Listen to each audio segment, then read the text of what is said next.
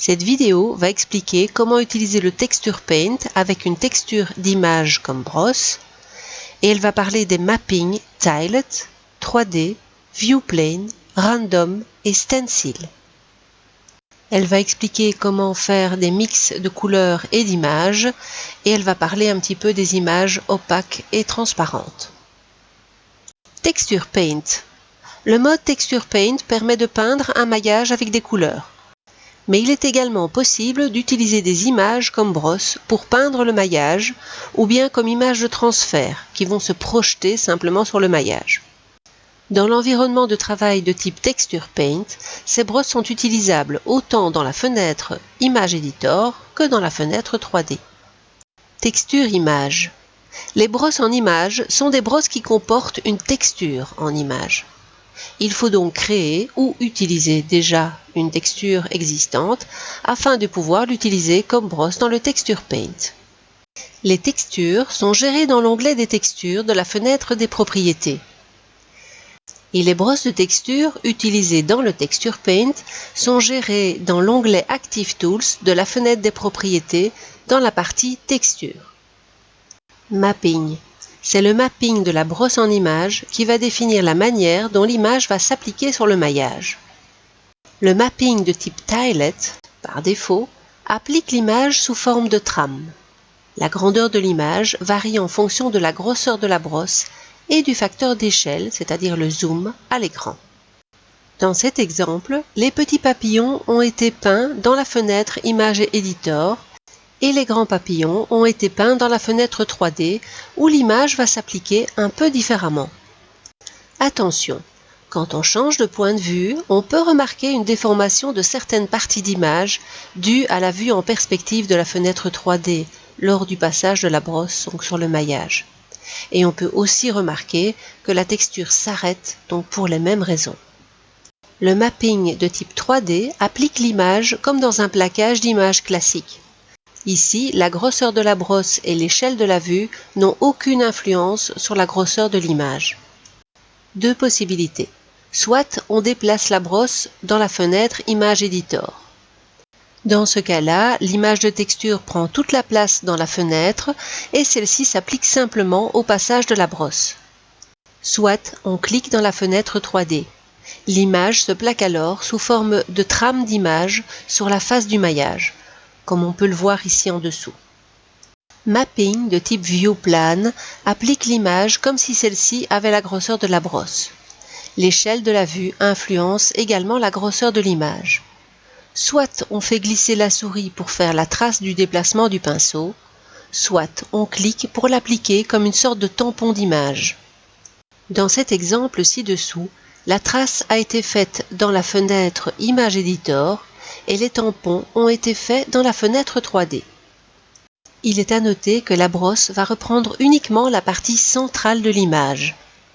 Et il est à noter également qu'au niveau d'un déplacement de la brosse, c'est l'endroit où celle-ci s'arrête que l'image est la plus entière. Mapping de type Random applique l'image comme si celle-ci avait la grosseur de la brosse, mais en déplaçant l'image sur la brosse à chaque déplacement de l'outil. Il est également possible de faire pivoter l'image à chaque déplacement en lui donnant un angle. L'échelle de la vue influence la grosseur de l'image. Random fonctionne de la même manière que Viewplane en faisant des traces ou en appliquant des tampons d'image. Dans cet exemple, la trace a été faite dans la fenêtre Image Editor et les tampons ont été faits dans la fenêtre 3D. Voici plusieurs clics de souris successifs avec la même brosse et avec un angle qui est égal à 0.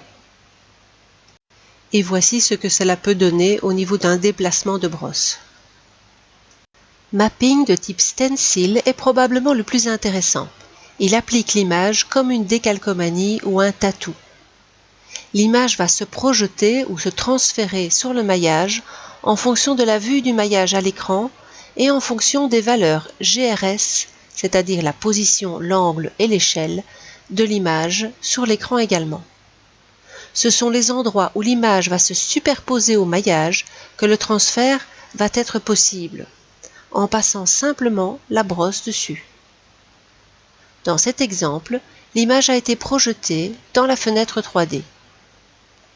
Dans la fenêtre Image Editor correspondante, on peut remarquer une déformation de l'image. C'est dû à la vue en perspective de la fenêtre 3D, comme dans tous les autres types de mapping. Mix, couleur et image. Il est possible de mixer couleur et image en allant sélectionner à la fois une couleur dans le cercle chromatique et une image comme brosse. Le résultat obtenu est le mélange des deux. Comme on peut le voir ici, le mix d'une couleur cyan et de la couleur donc de l'image de mon papillon donne comme résultat un papillon un peu plus verdâtre puisque le jaune et le cyan donnent du vert. Image opaque et ou transparente. Il est possible d'appliquer une image de manière plus ou moins opaque sur le maillage en modifiant la puissance, c'est-à-dire le strength, de la brosse. Attention cependant à la vivacité des couleurs. Une image avec 10% de puissance au niveau de la brosse va s'appliquer. On va pouvoir voir ce qu'il y a en dessous au niveau des couches de peinture, mais par contre la vivacité des couleurs va en prendre un coup et les couleurs vont devenir très ternes. Une petite astuce, les images de type PNG qui peuvent contenir des parties transparentes sont particulièrement intéressantes pour pouvoir faire des superpositions de textures sans perdre la vivacité des couleurs. Pour expliquer tout ça, je vais faire un cadeau donc de ce cube en mettant un emballage cadeau tout autour et des nœuds par-ci par-là. Alors je commence par aller dans le Texture Paint et je vais ajouter une image de texture. Donc ici, je vais aller marquer cadeau et le fond, je vais le mettre en blanc. Voilà. Vous pouvez augmenter le nombre de pixels si vous voulez. OK. Et je vais enregistrer sous cadeau PNG Save as Image. Dans un deuxième temps, je vais ici. Je vais rajouter donc au niveau du matériau la référence à cette image de texture que j'ai créée là. Donc Base Color, je clique sur le petit rond, Image Texture et je vais aller ouvrir l'image donc cadeau PNG. Voilà, maintenant je vérifie que tout ça fonctionne bien en allant changer la couleur. Si je commence à peindre là, la peinture se fait de l'autre côté. Je suis donc paré pour peindre. Alors pour peindre avec une brosse qui contient une image, je dois créer des textures. Donc je clique sur l'onglet texture et je rajoute des textures. Je vais rajouter une première texture, donc avec un open puisque j'ai des images qui existent, donc open. Et je vais aller chercher mon nœud pour l'emballage cadeau, open image, mon nœud qui ressemble à ceci, qui est un fichier PNG. Et ici tout le noir, normalement, c'est une transparence. Et puis je vais rajouter une autre texture, je clique ici et je vais aller rajouter la deuxième texture. Donc je vais recharger une autre texture et ça ce sera le papier cadeau, open image, et voilà mon papier cadeau. Alors vous pouvez nommer papier cadeau. Donc voilà, ça c'est le papier cadeau et ici je vais marquer nœud. Voilà. Donc j'ai bien deux textures, le papier et le nœud. Je suis donc paré maintenant pour peindre. Maintenant pour pouvoir utiliser mes brosses en images, je peux aller ici sur les outils. J'ai ici le rayon de l'outil, donc vous voyez que mon outil a un cercle autour de mon curseur, ça c'est le rayon de l'outil. Et puis vous avez la puissance, qu'en général je mets à 1. Vous avez ici une couleur, vous la remettez à 0, hop, en blanc, pour avoir l'image de la bonne couleur par rapport à celle que vous avez choisie. Et vous pouvez aller chercher la texture que vous souhaitez avoir. Alors on va commencer par l'emballage cadeau, puisque le nœud vient se mettre au-dessus. Donc c'est le papier cadeau qui doit être mis en premier. Donc vous cliquez simplement ici pour aller chercher le papier cadeau. Alors, a priori, Tilet est pas mal comme idée pour pouvoir mettre le papier cadeau. Et vous pouvez mettre le papier cadeau ici dans cette vue-ci. À ce moment-là, vous faites simplement un coloriage tout simple pour avoir un petit emballage cadeau sympa. Voilà. Et quand vous regardez donc sur l'emballage cadeau, c'est des tout petits éléments qui sont mis côte à côte. Alors si vous changez maintenant la grandeur, par exemple, de l'outil, vous pouvez faire un papier cadeau avec des éléments plus grands. Vous repassez simplement au-dessus. Voilà. Donc ça c'est avec Tilet. Vous pouvez utiliser toutes les possibilités ici dans Mapping.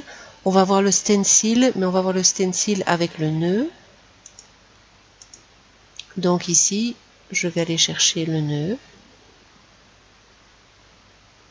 Voilà.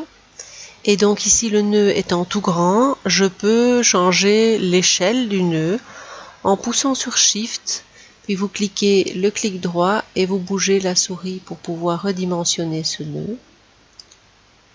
Et simplement en faisant un clic droit sur le nœud, vous pouvez bouger le nœud, donc le déplacer.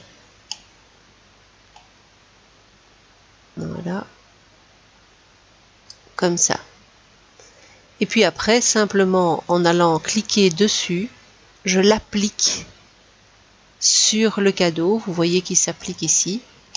Et donc, je peux avoir un nœud ici, au-dessus du cadeau. Alors bon, l'idéal, évidemment, serait de les faire en 3D, mais il y a moyen d'aller relativement vite en faisant des plaquages d'images comme ça. Alors, je vais changer ici la rotation. Normalement, pour changer la rotation, on peut pousser sur CTRL, clic droit, mais chez moi, ça ne fonctionne pas. Donc, je vais faire une rotation comme ceci et appliquer un deuxième nœud là, par exemple. Et maintenant, si je veux, par exemple, mettre un nœud avec une autre couleur, je pourrais aussi l'appliquer dans ceci, évidemment. Je peux ici appliquer un gros nœud, par exemple, sur une face. Voilà, ça revient exactement au même. Je dois retrouver ma face. Vous voyez ici, le nœud est appliqué. Donc, ça fonctionne dans une fenêtre ou dans l'autre. Et vous pouvez, en rajoutant une couleur ici, par exemple, mettre un bleu un peu plus intense. Voilà.